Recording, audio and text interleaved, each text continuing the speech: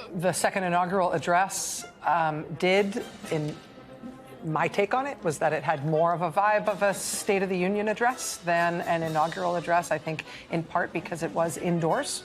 And that made it sort of feel like he was addressing a joint session of Congress, even though he wasn't, even though this was an inaugural address. President Trump spoke in his sort of trademark low monotone, gave his list of grievances. Among his grievances this time was an assertion that there was not even a token effort made to fight the Los Angeles fires, which was a very unusual assertion. If this inaugural address is remembered, I think, as a signal of what's to come, it may be the part where he said, "We're taking it back," when talking about the Panama Canal. He pledged to be a president of peace and to not start any new wars, but did also pledge to forcibly take another country's territory. While President Trump was speaking, a relatively large group of Proud Boys, the pro-Trump armed paramilitary group, marched in full colors and their trademark black and gold in downtown Washington to the Capital One Arena.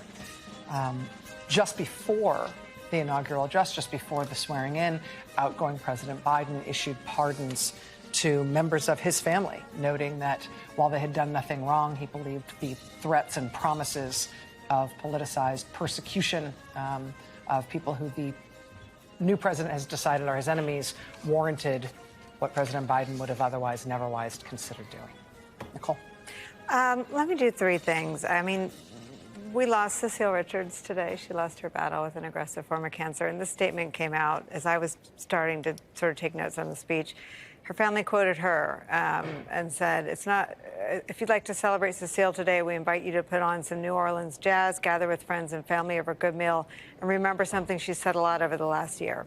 It's not hard to imagine future generations one day asking, quote, when there was so much at stake for our country, what did you do? The only acceptable answer is everything we could. If that moves you in any way, we now know where help might be needed. Trump had the most detailed policy announcements on the border. I'm actually going to quote one more person here. Katie Rogers of the New York Times tweeted this as that section ticked through, quote, as Trump disparages migrants as criminals and outlines his plans, there are not millions and millions of criminal aliens, as he claims today. A largely white crowd is applauding in the rotunda. So these are the specifics and the atmospherics as outlined by the New York Times in the room. Trump's actions today include declaring a national emergency at the southern border. As far as we know, the latest reporting is that there isn't one at the southern border. Some of the crossings are at the lowest they've been in 2 administrations. He announced that troops will be sent to the southern border and a designation of cartels as, quote, foreign terrorists. He also invoked the Alien Enemies Act and said it'll be used to target gangs. The swirl of activity today is the point. The specific policies that we can focus on and drill down on, again, one way to respond to what was really an Earth 2 address, described the country as a catastrophic disaster, a hellscape. There is an audience for that. There are people that believe that. But again, we do have now some more information on where the earliest policy directions will have the federal government pointing. Jen? I know we're not living in normal times, as we've been discussing for 3 hours, but I think it's important to remind everybody that in normal times, the inaugural address is actually not political at all. I mean, it is the result of a political outcome of an election, but it is typically a president of either party discussing where the country is now and where it needs to go moving forward. It doesn't mean you're not discussing challenges. That's a part of it. You're discussing opportunities. But what struck me about this address was it was not just politicized. It was very personal. And there were a couple of things that I highlighted for myself. I mean, when he said, I've been tested and challenged more than any president in our 250-year history, and I've learned a lot along the way. I think we would all disagree with that characterization, with this worth discussing. I was saved by God to make America great again. Never again will immense power of the state be weaponized to persecute political opponents, something I know something about. Typically, a president is not discussing themselves, even though they won. The country elected them. They are discussing the country they are about to govern. And that struck me. The last thing I would say, just to build off of what Nicole said, is Of course, there are always crises going on in the country. The border is broken. It has been broken for some time. But border apprehensions are down. He talked about crime. Crime in major cities is down. He also talked about oil production. The climate is in crisis. Meanwhile, the country, the United States, produced the largest amount of crude oil than any other country in the world last year. So that also struck me as him projecting upon us crises that are maybe not the right definition of the crises we're actually facing. It is remarkable that he said in his inaugural address, as part of what appeared to be his prepared remarks, that I was saved by God. Not talking about personal redemption in terms of his religious experience as a private individual, but rather saying that God saved him in order to make him president again.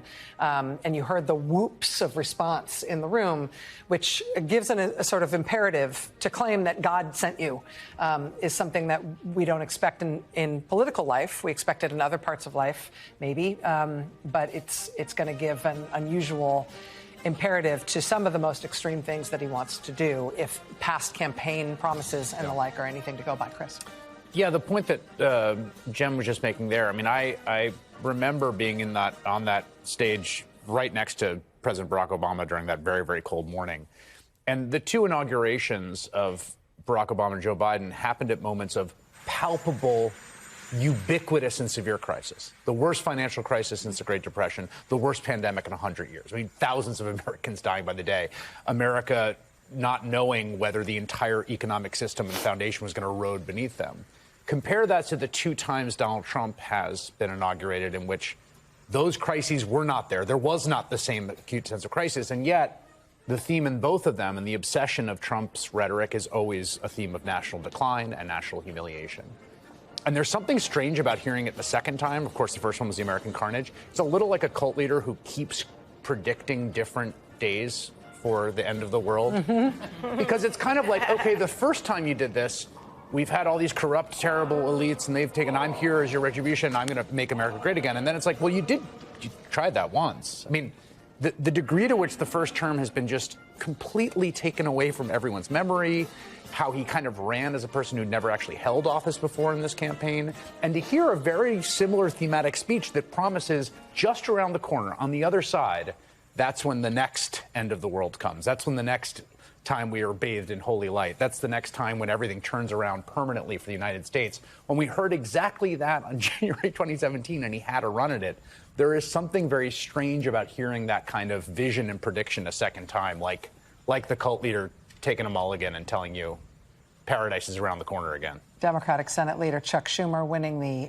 Headwear Fashion Alert prize thus far of the day in his Smurf cap. Lawrence. So in Donald Trump's lifetime, the inaugural address has gone from a president saying, ask not what your country can do for you, ask what you can do for your country, to drill, baby, drill. And it was Donald Trump who supplied the second one. I want to do two quick fact checks on this and then to a larger point. Well, one thing, we will send astronauts to Mars. That's not going to happen during Donald Trump's lifetime, so don't expect it during his 4 years. He said we will tariff and tax other countries. If any country in the world could tax another country, that country would do it, and the people living in that country would pay no taxes. There is no such thing as taxing other countries. He will use tariffs, and tariffs do equate to taxes, and that tax will be paid only by us, by Americans. And then on the LA fires, he referred to his billionaire friends in the room and said, some of them with Los Angeles homes, he said, they don't have a home any longer. That is a lie, and it is not common for presidents to tell lies in an inaugural address. In fact, I've never heard one other than in a Trump inaugural address. Jeff Bezos' house in Los Angeles was never threatened for a single moment by that fire. The most important thing, though, was at the very beginning of his speech, because the substance of a Trump speech is always the same. This was a rally. And he began the speech the way these speeches always begin, by addressing directly the former presidents in the room. He said, President Bush, President Clinton, President Obama, President Biden. Donald Trump is the only former president who has never attended that moment so that he could have been addressed 4 years ago as a former president. And so we have returned to normalcy in that recitation, and the normalcy was presented by Donald Trump, who was in the process highlighting his own violation of that protocol, that responsibility, and that duty as an outgoing president to welcome in the incoming president. Let's go to Claire McCaskill, former United States Senator Claire McCaskill, who has not only been watching these proceedings unfold along with us today, she's been in touch with some of her former colleagues and friends who were there at the proceedings, including in the rotunda. Claire, what have you been seeing, and what have you been hearing? Well, I think really an important point to make and underline it and put an exclamation point behind it is that in Washington, most of my former colleagues know full well this had nothing to do with the weather. Yeah, it was in the 20s, but it's been in the 20s before. I, along with others who've talked about it, sat out in a very cold inaugural in January of 2009. This really was about Trump wanting to control the image, maybe worried about his hair, but really worried about crowd size and whether or not the crowd size would be big enough with the cold weather to support the ego that he has behind that particular metric. So what everyone was talking about, one text I got from a senator said, unifying my bleep, and I'm not saying the word. Another one said, same song, different verse. Another one said, low energy and 100% political. But the overriding theme from everybody I've talked to is how he disrespected the MAGA crowd. The MAGA crowd is stuck over in an arena, and there's only 20,000 people that could even fit in there. And the rest of them came to town and spent a lot of money. And frankly, he didn't really care about them. He put the billionaires before his cabinet on the dais. And that's what everybody was astounded by, that there seemed to be no, and even in the second rambling speech he gave down in the visitor center, those people in that room weren't the MAGA faithful. They were donors. They were wives of congressmen. They were spouses of congresswomen. They were not what you'd see at a rally. I think the reporters that are on site would confirm that. So he never really thought about the people who put him there. He thought about, what can you do for me now? The MAGA faithful got him there, but now the people who can do something for him are those folks that were sitting right behind his family on the dais. And that's the people that control the algorithms and social media around the globe. Claire, I have to tell you, the speech in Emancipation Hall is still going. Of course it is. It's getting to be Castro-y in here. He started off with talking about the January 6th committee, a string of falsehoods about the committee having deleted evidence, which didn't happen. He said that had there been 500 troops at the Capitol, which Nancy Pelosi made sure didn't happen, then January 6th would have never happened. And by the way, it was 1 million people, and he has great pictures of it. I mean, just a string of falsehoods. And now he's been rambling about the border for a long time. We've seen Mike Johnson and J.D. Vance standing just behind him in matching Trump outfits, who keep laughing, appearing to try to create the impression that all of these things that he's saying that are sort of nonsensical are a joke. So we are getting a visual of what it means to be sort of a Trump supplicant, even among the people who are at the highest levels of the Republican power structure around him. I feel like it's not on the Republican side. It's easier to be cheering for a guy at a rally than it is to be standing there while the guy's giving however long a speech, rambling about stuff that's not true, and you have to pretend the whole thing's funny. Yeah, and you notice that Melania was smart enough to get a chair. I think she kind of knew this was going to be a venting session of a lot of his nonsense. But I got to say, I will say this about my former colleagues in the Senate. They are hyper-focused about not getting distracted about what he says, but rather every day, I think, hopefully, being disciplined about what he does in terms of this landmine of broken promises that's going to occur. And also, the other thing is that he's not going to be helping those folks that got him there. And I think hopefully they've learned that we need to ignore a lot of the stuff he says and pay much more attention to the stuff he does. That's exactly right. And we will not take our, in terms of the one thing that he said that I'm definitely going to stick with, it was his line at the rally, the pre-inaugural rally last night, where he said to the crowd, quote, "I will act with historic speed and strength and fix every single crisis facing our country." That's one thing that he said that I'm definitely going to do a lot of reminding about as we head into the real world and the start of this administration. Claire, thank you. I know we will be back with you. I guess we'll start here. Buckle up. The country and the world are now experiencing what this is like. The first hours of the second Trump presidency happening right now. Donald Trump is at the U.S. Capitol. Soon he will head to that rally inside Capital One Arena. It's happening in place of the inaugural parade because of bitterly cold temperatures. Donald Trump is expected to take the stage there later in this hour. The rally taking place after this morning's events, a swearing in and a speech in which Donald Trump promised a golden age and depicted the America only as it exists on Earth, too. An endless series of cataclysmic events and catastrophes, weaponized government falsehoods, like claiming the Panama Canal is operated by China. The Panama Canal is not operated by China. And declaring drill, baby, drill.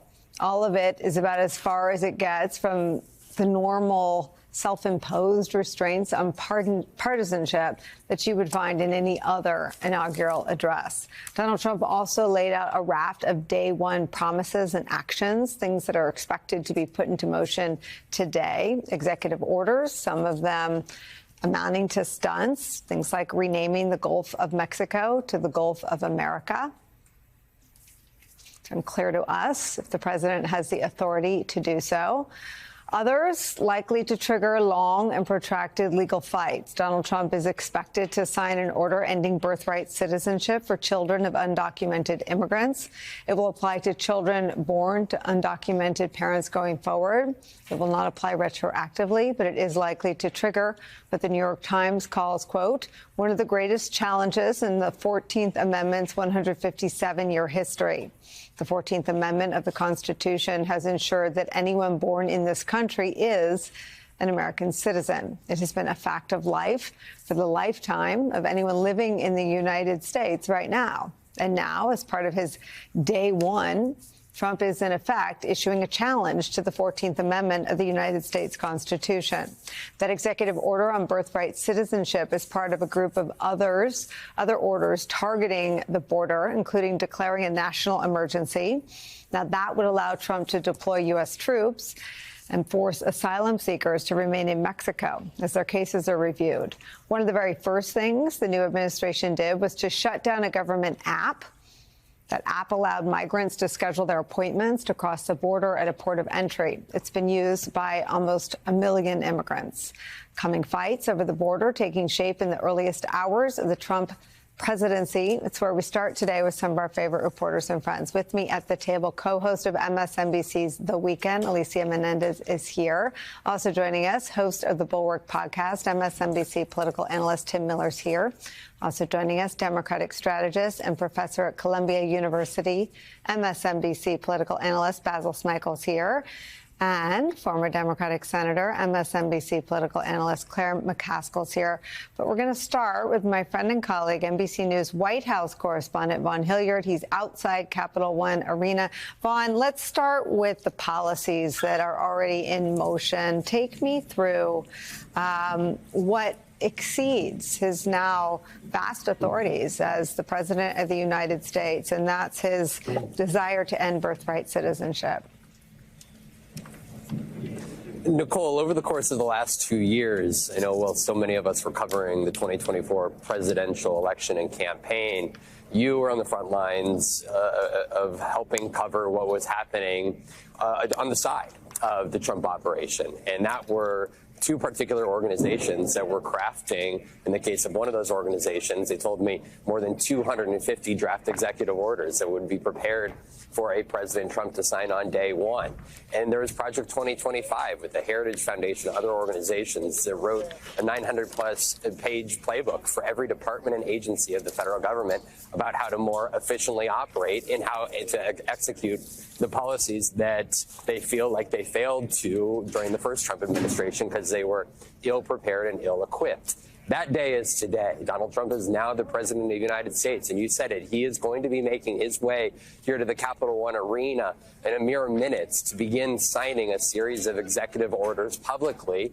We are told that he is anticipated to sign more than 50 today, potentially up to 100, but more will be coming in the days ahead as they work on the final drafts of those. And in the case of the president-elect inside of the Capitol, just one example, he said that he will seek to invoke the Alien Enemies Act. What is that? It's usually a wartime resolution. It was last invoked by Franklin Delano Roosevelt as a means of apprehending Italians, Japanese, and German descendants in the aftermath of the Pearl Harbor attack. It allows the President of the United States to unilaterally detain, apprehend, and put into detention, and then ultimately deport any non-citizen above the age of 14 years old if he declares that the country of where that individual is from, in this case Mexico, is engaging in an attack on the homeland, the United States. Exactly what does he intend ultimately to do? Just how vast? Well, he's told us, a mass deportation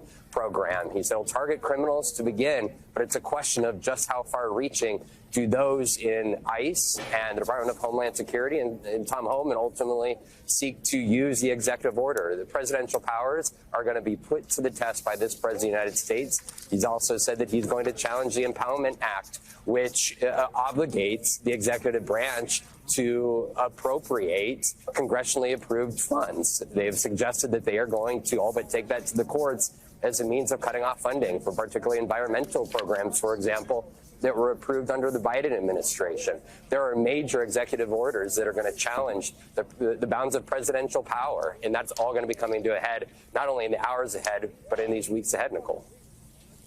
Vaughn Hilliard, let me just drill down a little bit on what you're reporting. I mean, he described what's happening at the border as an invasion, and that's despite the fact that border crossings, I think, are at a near low for the last two presidencies, his first one and the Biden years.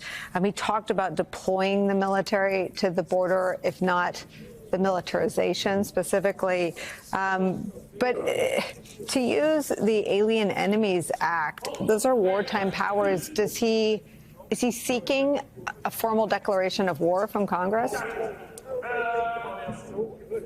That is the question, not only about the southern border, but also is his statement in which he explicitly said today from inside the Capitol that we, as in the United States, will take back the Panama Canal. Of course, that is the obligation of the Congress to approve wartime actions, but it's not clear from this now President of the United States how he will seek to use the Department of Defense. And frankly, we saw Pete Hegseth during his confirmation proceedings just this last week be very indirect and not explicit when asked by Democratic senators whether he would take orders from the President of the United States to use the military to, for example, attack Greenland or the Panama Canal, Panama, or use use military forces on domestic soil. And so I think there's a lot of outstanding questions. And ultimately, this is why the conversation about the extent to which Donald Trump has pledged to put loyalists in these positions is so crucial,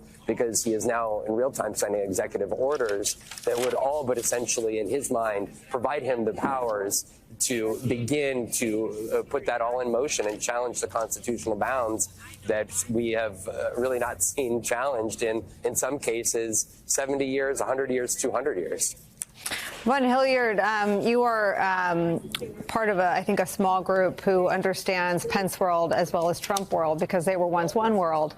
The history that was made today also includes Pence being there. I think he's the only former vice president who attended the inauguration of the president he once served to see a different man sworn in as vice president. Any sense of why he was there or what his experience was today, and why Mrs. Pence wasn't? It is not clear why the former Second Lady Karen Pence was not there today, but at Jimmy Carter's funeral service just a little over a week ago, when Donald Trump and Melania Trump walked into the cathedral, she did not stand and shake either of their hands. Mike Pence, of course, is not the vice president. He was an unyielding defender of Donald Trump. And I went on 3 different international trips with him around this country. It was hard to find somebody who was more committed to Donald Trump than Mike Pence was. But ultimately, on January 6th, 4 years ago, when he refused to reject the Electoral College votes, he was effectively dismissed from Donald Trump's orbit. And yet he made the decision to be here today. He congratulated Donald Trump when he won this election, but he has also been on the front lines of criticizing him. For example, when Donald Trump announced that he wanted to be TikTok to allow to continue to exist, even if the Chinese parent company continued to have ownership of it. And Mike Pence, his former VP, just days before this inauguration, was suggesting that it was capitulating to Chinese national security threats. And so in Mike Pence, what does his political future look like? It's not clear, especially within his Republican Party. Yet at the same time, by coming here today, he respected the norms of the transfer of power and his former boss, and clearly somebody who continues to be involved in conservative politics going forward. Okay, let this sink in for a second. Today started with the outgoing president, Joe Biden, who's still president at the time, obviously, preemptively pardoning the people who investigated the January 6th attack on the Capitol and the officers who defended the Capitol that day.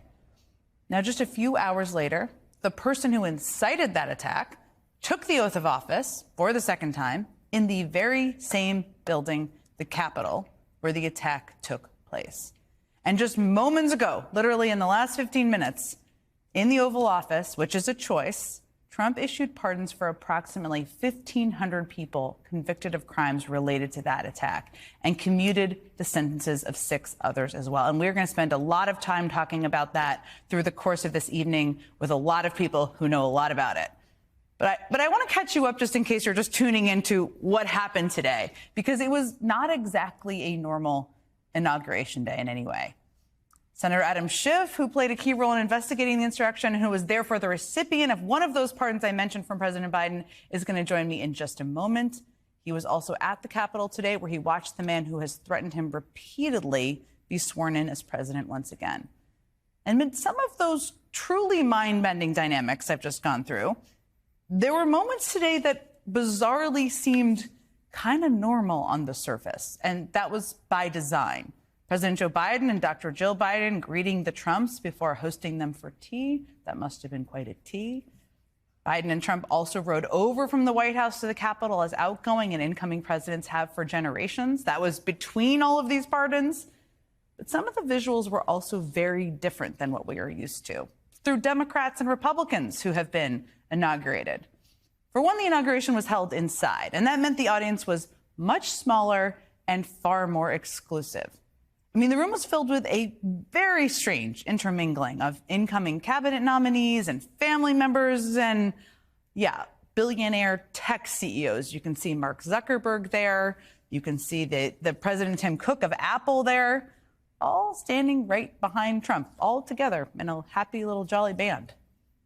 It also meant that most of the 200,000 people who had tickets to the inauguration were left lining up to get into the Capital One Arena in downtown D.C. to watch the proceedings on a jumbotron.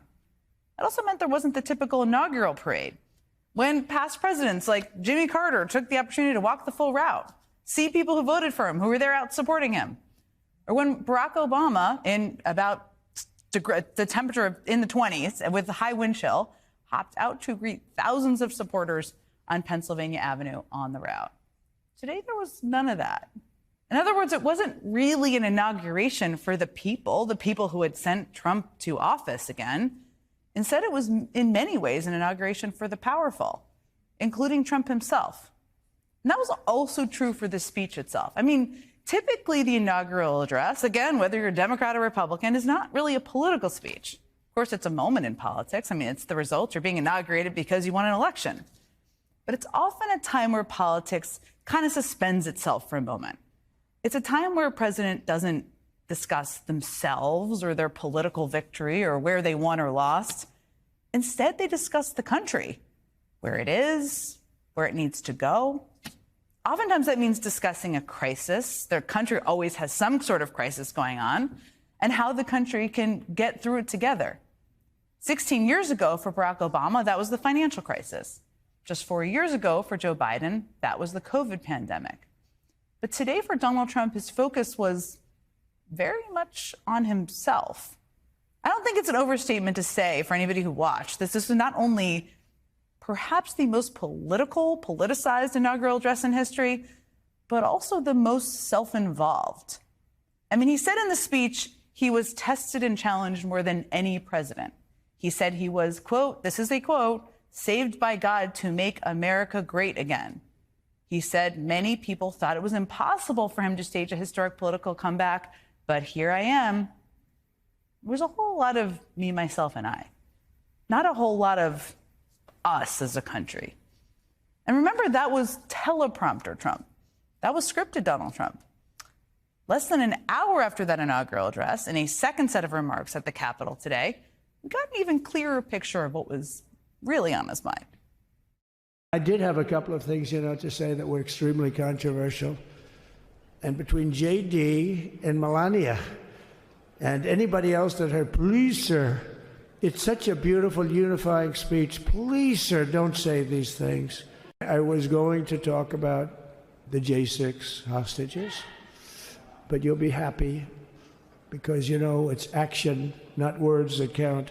I was going to talk about the things that Joe did today with the pardons of people that were very, very guilty of very bad crimes, like the Unselect Committee of Political Thugs. I was going to talk about that. They said, please don't bring that up right now. You can bring it up tomorrow. I was going to talk about that, but they said, please don't bring it up. Just saying a little quiet part out loud there. He also did the same thing in Capital One Arena a little bit later. Now, I think it's important to take a little bit of a step back and talk about why he's still so fixated on this and why he pardoned the people who perpetrated that attack just in the last hour. What he's really signaling with these pardons is that if you commit a crime in my name, it's not really a crime. That's how he sees his own power. It's how he sees his new job as the president of the United States. We saw that basically throughout the day today. And we may continue to see it in the hours and days and months to come. I mean, one of the executive orders he just signed moments ago is one that will end birthright citizenship, which flies in the face of the Constitution and is explicitly protected under the 14th Amendment. Can't really just end birthright citizenship, but he's telling us that he thinks he should be able to. He told us what he thinks of his power in that speech. Definitely, God sent him here, saved him, apparently. He still also told us with the visuals of that inaugural ceremony. And he's telling us with these executive orders, too.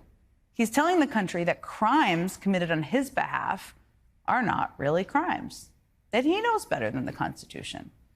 But it's crucial to remember that just because he thinks that doesn't make it true. And the great tension moving forward for this country from this day one that we're still in through the next 4 years is going to be between how he sees power and what he can actually do. And it's incumbent upon all of us to talk about that. Joining me now is Democratic Senator Adam Schiff of California. He received a preemptive pardon from President Biden today. He also attended today's inauguration. There is so much I want to get to with you, Senator Schiff. I just have to start. I mean, in the last hour, Donald Trump was in the Oval Office, which I see as a choice, and just pardoned 1,500 people convicted for the attack on our Capitol. You did so much important work on the January 6th committee. You have never held back in talking about the impact of this on our country. What is going through your head right now? It's obscene. It's a grotesque display of his new power as president to pardon these 1,500 or 1,600 people, which I have to imagine includes people that committed violent assaults on law enforcement. It certainly includes, apparently, one of the leaders of the Proud Boys. Rather fitting, sadly, that among his very first acts in office is to give a pardon to a white nationalist leader like that. So hard to imagine that we were sitting in the Capitol, the site of that attack, and hours later, the man who incited that attack pardons the people who participated in that attack. It really is a terrible way to begin but not a surprising way to begin the new administration. But we begin tonight with the beginning, or perhaps the end. You be the judge. No matter how you look at it, today has been an historical day for America, as any presidential inauguration is. But this one, atypical for many reasons. For one, it was indoors, presumably because of the weather, though I should note that today's chilly conditions were similar to those at President Obama's first and outdoors inauguration in 2009, calling many to speculate that the move indoors had more to do with concerns that Trump couldn't draw a sufficiently large crowd. Before the official events began, the parade of vehicles carrying the once and future first and second families proceeded down D.C. streets that were practically empty. It was also the inauguration of the first inauguration of a convicted felon. Let's be clear about that. As well as a president elected to 2 non-consecutive terms, like only Grover Cleveland before him. Apart from Trump, we got a clear picture of who matters to MAGA, and that is the billionaires. And during the ceremony in the Capitol Rotunda, tech leaders got prime seating ahead of Trump's cabinet and lawmakers. Folks like Mark Zuckerberg, Apple's Tim Cook, Google's CEO Sundar Pichai, Jeff Bezos, and Shadow President Elon Musk. The so-called populist president kicked off his second term with billionaires who mixed and mingled with cabinet secretaries and Trump family members, rubbing elbows in the warm rotunda. It was quite the scene. While the spouses of some of the lawmakers elected by the American people were shunted to an overflow space in the Capitol. And Trump's actual base cooled their heels inside the Capital One Arena over a mile from the Capitol. Where late today, they were, I guess you could call it, treated to what you might call an inaugural parade. We also heard a message loud and clear by those who were not present. Barack Obama and Mike Pence arrived at the inauguration ceremony alone, without their spouses. Instead, former First Lady Michelle Obama decided to skip her husband's work thing, while the former Second Lady, Karen Pence, rightfully skipped the inauguration of the man whose supporters wanted to hang her husband. As for Donald Trump, who refused to participate in the peaceful transfer of power when he left office the last time and fomented a violent attack on the U.S. Capitol, for which he was never held accountable, his inaugural message was about unity. Today is Martin Luther King Day, and his honor, this will be a great honor, but in his honor we will strive together to make his dream a reality. We will make his dream come true. National unity is now returning to America, and confidence and pride is soaring like never before. May King's ghost haunt you. Yeah, today was one of those days when the universe delivers its ultimate irony. Martin Luther King Jr. Day, a federal holiday following on the same day as Donald Trump's second inauguration. Trump flanked by billionaires promising unity while also invoking the racist and violent expansionist doctrine of manifest destiny.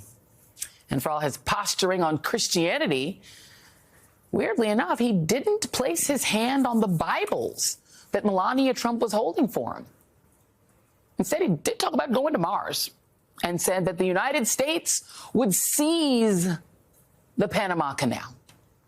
It all puts to bed the idea that this is not who we really are, when really it is. Especially as Democrats and elected officials treated this day as a perfectly normal transfer of power, when in fact, it is nowhere near normal. But instead, it's the culmination of a coup that Donald Trump started 4 years ago. Joining me now from the U.S.-Mexico border in California is Jacob Soboroff, political and national correspondent for NBC News. Also joining me, journalist, author, and MSNBC contributor Paula Ramos. Melissa Murray, NYU law professor and MSNBC legal analyst. And Molly Jong-Fast, special correspondent for Vanity Fair. Thank you all for being here. Melissa, I do want to start with you because the legal pretext for Donald Trump to be able to do this at all was that the man who swore him in, John Roberts, essentially declared him to be essentially a monarch, to be essentially king. It does feel like today the missing person at the inauguration was Leonard Leo. Well, this is, again, the culmination of a lot of different movements. So certainly the coup that we saw started on January 6th, but also a much longer effort to capture the federal judiciaries, to capture state legislatures by allowing the federal judiciary to absent itself from policing partisan gerrymandering. All of this has happened in concert. A lot of this has happened over a very slow and iterative process. They have played a really fantastic long game, and it has resulted in what we saw here today with John Roberts, the man who swears he is an institutionalist, whom we have credited as an institutionalist, but who has authored some of the most disruptive and distortive opinions in the history of this country. The decision that allowed the states to continue to gerrymander their state legislatures without any federal court oversight. And of course, the immunity decision that we saw, Shelby County versus Holder. This is a trio that has essentially set the stage for what we saw today. So the Supreme Court was there, and they should be, because they have had a hand in this. I do feel that Justice Ketanji Brown Jackson was all of us today, particularly wearing her a beautiful beaded necklace that contained these African beads that mean sustenance and also strength and also protection. She was all of us on today. And, you know, the other Supreme Court case, I think, that was in office, that it was sort of in evidence today, is Citizens United. Because it does feel like the capture of the American presidency and our politics by the moneyed elite was in full effect today. I mean, the oligarchs got better seating than most of the lawmakers and even the future not very impressive cabinet. Yes, it turns out when you don't cap the money that people can give presidential campaigns, then the oligarchy does in fact give, and they give generously. You saw them in the front row. And I think this is another Supreme Court decision that set us up, that got us here. And it's not surprising, and it is definitely disturbing. And look, they think they're manipulating Trump. They think they can get Trump to do what they want. They are not the first people to think they can manipulate Trump. And, you know, like, look at where Rudy Giuliani is today. Yeah, indeed. Disbarred and disgraced. But I believe he also did get to arrive. He'll be shorn of most of his possessions because he has to give them to Ruby Freeman and Shaye Moss, whom he defamed. Yes. The dog that didn't, let's talk about a couple of dogs that didn't bark, at least not yet. Paola Ramos, you were in Miami today, where I think there was some expectation that people like Enrique Tarrio and others would be getting pardons. Donald Trump promised on day one he was going to pardon the insurrectionists whom he's been so supportive of. What's the mood in Miami and the level of anticipation there? Everyone's celebrating. Right now I'm talking to you, Joy, from a Cuban-American restaurant that's right behind me. It's called Las Vegas Cuban Cuisine. People are celebrating, people are clapping. I spent all day with a man called Gabriel Garcia. He's 46 years old, veteran, Proud Boy. He's someone that was sentenced for 1 year in prison for storming the Capitol. And in probably a couple of minutes, hours, according to him, he'll be free. This is someone, Joy, that 2 years ago showed a lot of remorse. He told me himself that he regretted his actions. And right now, he told me that he was lying to me, on record lying to me 2 years ago. And I think that shows you, Joy, in a place like Miami-Dade County, where there was a huge rightward shift, where Donald Trump became, as you know, the first Republican presidential candidate in over 36 years to flip this county. In a place like here, normalizing political violence, it means something. This is the place where, yes, Enrique Tarrio came of age here. This is a place that saw the rise of the Proud Boys. This is a place where we have all seen how Moms for Liberty has been very much involved in local politics. This is a place where mis and disinformation floods local Spanish language radio stations. And so to now understand that perhaps someone like Enrique Tarrio may be coming back here, someone like Gabriel Garcia that has never stepped in prison may be freed today, that has severe consequences in a place like Miami. Well, let me ask you just one quick follow-up, because the Miami Herald is reporting that Donald Trump plans to end, what has been a very generous asylum offered to Cuban-American migrants as well as Venezuelans. Is that news starting to resonate, or are people just not yet aware?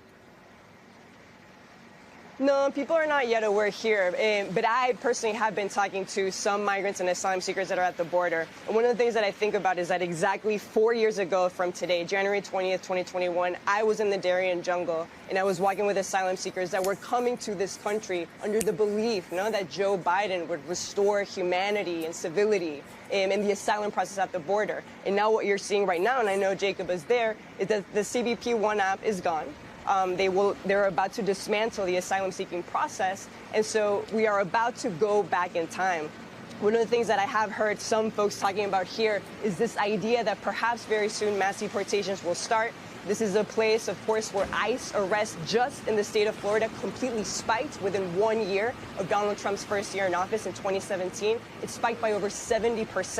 And so I think the point now is to show force, to create a lot of fear, and to send a message, that they're not just in power, but that they're emboldened. Yeah. And Jacob Soboroff, let's go to you, because you are, in fact, at the border, and you were also at the Republican National Convention when you, I think it's fair to say, a bit disturbed by watching people very gleefully wave signs that said mass deportation now. It was really kind of the theme of the Trump campaign. That has not happened as of yet. He's not signed an executive order ordering mass deportation, but he has spoken very clearly about ending birthright citizenship, about ending the asylum-seeking process and trying to return to remain in Mexico, and mass deportation. What's the mood there on the border? Joy, one action that the president has taken, even though he hasn't signed the bulk of those executive orders or the promised ones about immigration, and I'm just seeing this now for the first time, is that part of a group of executive actions that he has revoked include Executive Order 14001 of February 2nd, 2021, and that was the establishment of the Interagency Task Force on the Reunification of Families. And let me just translate that for everybody. That was the Biden administration's task force that was set up, meant to reunify the thousands of parents and children deliberately taken from one another by the Trump administration, only to harm them as a deterrent to scare other families from coming to this country.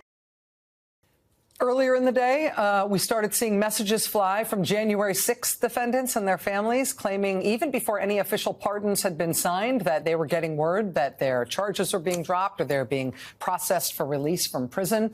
This was one of the earliest messages we saw today online. This man claiming the Justice Department was dropping his pending criminal case. This is a man who had been charged with beating police officers with a baseball bat. That's him with the black bat there on the left side of your screen. That's at the Capitol building, obviously, on January 6th. There had been word, including from Vice President J.D. Vance, that nobody charged with violence against police officers would be pardoned by Trump. But this man today posted online that he'd heard that his case was being dropped. Tonight, within the past hour, we got word that there appears to not have been a distinction made between those convicted of just participating in the January 6th attack and those who participated violently in the attack, including those who attacked police officers physically.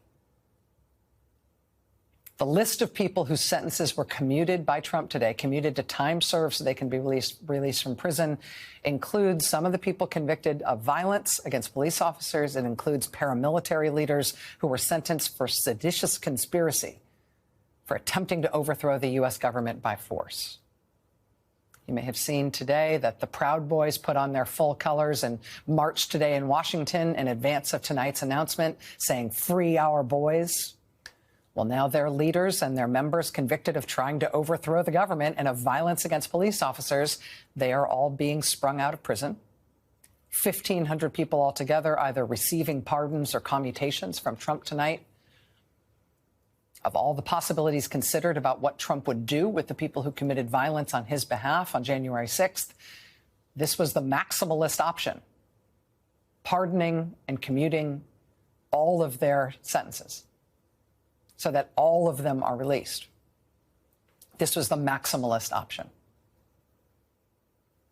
And, like the blatant transactional open for business corruption, founding his own currency that you can buy to put money in his pocket the weekend before he becomes president. Aside from all of that just blatant open for business corruption, what we're seeing here with the January 6th pardons, this kind of thing does have the benefit of novelty, right? We've never quite seen something like this before. But like with the corruption, the boring thing about it is that we know exactly what this leads to. Authoritarian rulers all over the world have always liked to have paramilitary, loyal but unofficial perpetrators of violence and menace to work on their behalf, to intimidate and hurt anyone in opposition, to make it too scary for normal people to participate in politics or civic life, to make everybody who might oppose Trump in any way worry about the thugs that might turn up at their door. Trump pardoning and releasing from prison the January 6 defendants, including the paramilitaries, means he is effectively immunizing his followers from committing violence in his name. He's making clear, you know, if you support me, the law doesn't apply to you. Not incidentally, the people he's pardoning and their families will feel like they owe Trump everything, and that they therefore should and now can do absolutely anything for him. In authoritarian Hungary, Viktor Orban's government pardoned a far-right agitator who had set fire to the homes of Orban's political rivals. In Turkey, Erdogan had pardoned the leader of a far-right nationalist paramilitary group that mobilized on his behalf and engaged in street violence. In Zimbabwe, Robert Mugabe pardoned hundreds of people who carried out election-related violence on his behalf. Pinochet in Chile and Fujimori in Peru gave blanket amnesties to their security forces. If you're on my side, the law doesn't apply to you. Don't even ask me about the SA in Germany. Don't get me started. But this is day one, unfolding pretty much the way we expected it to. And yes, this is novel in American history, but it is also knowable in world history, because it's the same stuff every other would-be authoritarian leader does in every country that has had to contend with a leader like that.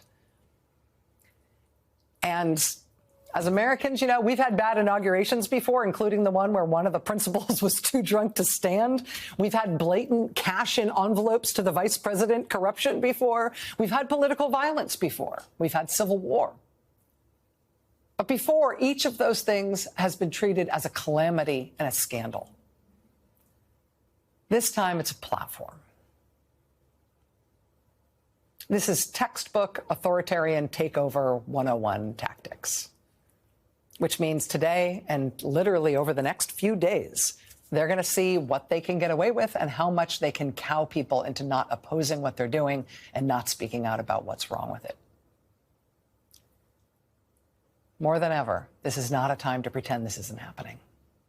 You're going to want to have a good answer when you get asked what you did for your country when your country started to take a turn this radical. We are here. It is happening in our lifetimes while we are citizens responsible for the fate of our country. All hands on deck.